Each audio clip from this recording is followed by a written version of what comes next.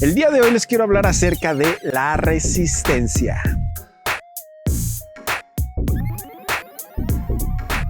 ¿Qué tal, chicos? Espero que se encuentren muy bien.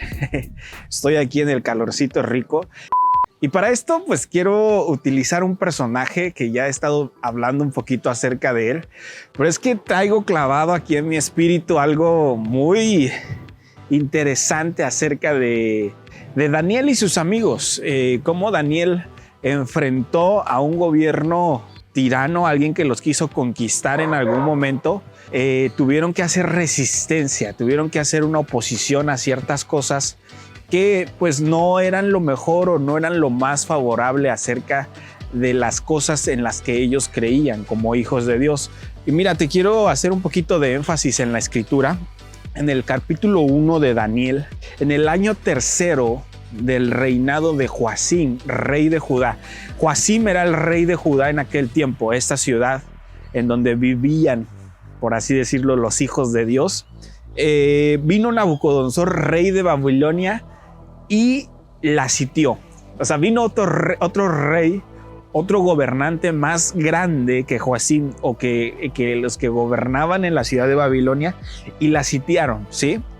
Y el Señor, fíjate qué impresionantes palabras, porque dice, el Señor entregó en sus manos a Joacim, rey de Judá, y parte de los utensilios de la casa de Dios, y los trajo a tierra de Sinar. O sea, era la voluntad de Dios que Judá fuera conquistada, que Judá fuera sitiada, que fueran entregadas las cosas que Dios tenía. ¿Por qué?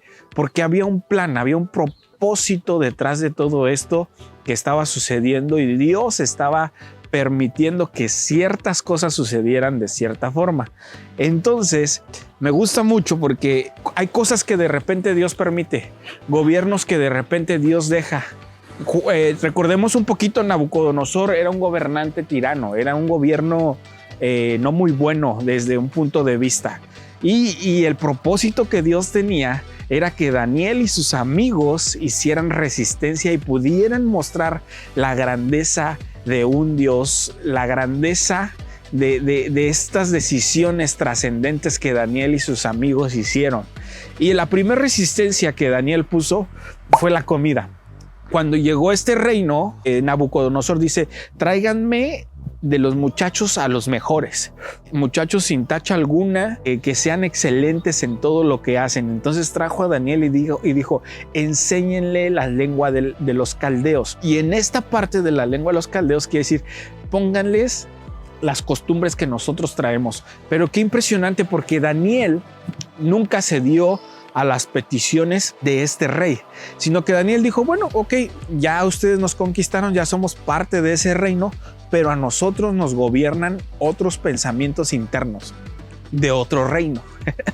Esa es la gran diferencia en esta historia y lo impresionante de esta situación, porque simple y sencillamente Daniel agarró y dijo, ¿sabes qué? Tú tienes ciertas cosas, tú tienes ciertas costumbres, pero nosotros no concordamos con esas cosas, y hay un Dios más alto que todos los dioses, ¿sí? Que todos los gobiernos terrenales, que va a hacer algo en medio de esta situación.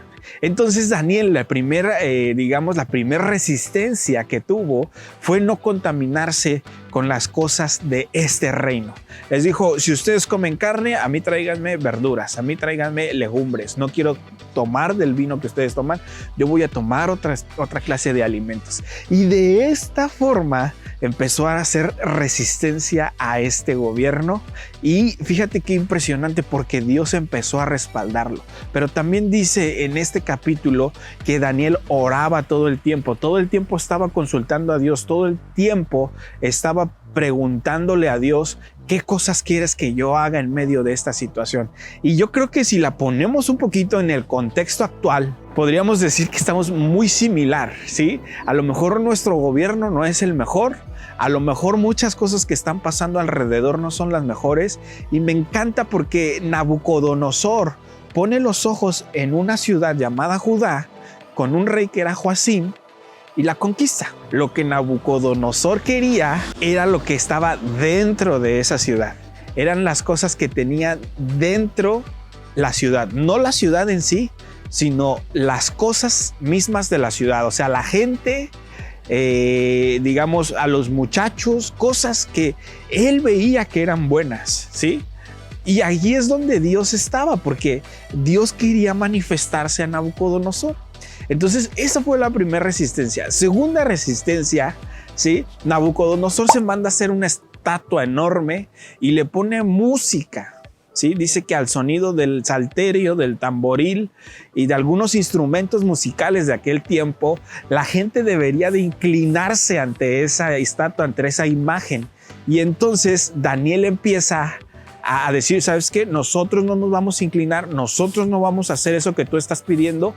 Y entonces llegan unos chismosos por ahí, ¿verdad? Y le dicen, ¿sabes qué?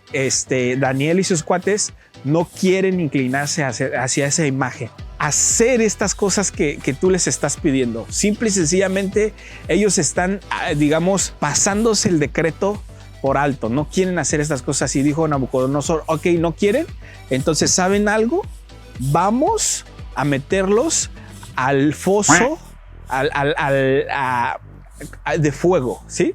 Y súbanle la temperatura. Bueno, Lalo, permíteme interrumpirte un poquitín. En realidad, al horno de fuego solo entraron los amigos de Daniel, es decir, Sadrach, Mesach y Abednego. Discúlpame, Lalito, pero ya puedes continuar con la charla, que está muy guay.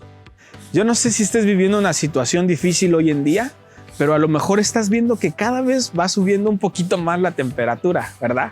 Y que cada vez se pone un poquito más complicado. Entonces, imagínate esa situación, y de ahí Dios libró a Daniel nuevamente. Y entonces Nabucodonosor se empezó a dar cuenta que Daniel tenía algo especial, y que eso especial era su Dios, quien estaba respaldando todas las decisiones que Daniel tomaba día con día. Entonces, después de esta situación, vino otra situación todavía un poquito más fuerte, en donde lo metieron con unos leones. Esta fue otra resistencia que Daniel hizo, porque Nabucodonosor dijo, a ver, pues ya los metí al fuego y no salieron quemados. Eran 3 y aparecieron 4. ¿Qué está pasando? Aquí hay algo diferente, aquí hay algo distinto.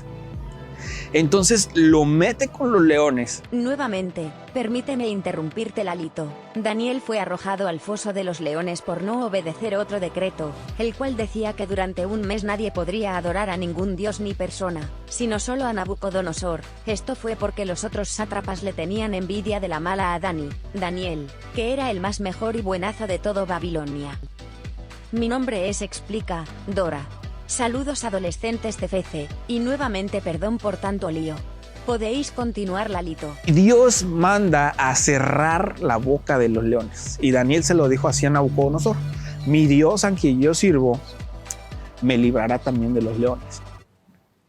Y cuando empieza Nabucodonosor a ver que Daniel es librado continuamente de estas cosas que estaban sucediendo, empieza a decir, achis, achis, achis, ¿qué está pasando con este joven? ¿Qué está pasando con este muchacho? ¿Acaso será que sí hay un Dios? ¿Acaso será que sí está vivo y que sí los puede librar de todas estas situaciones?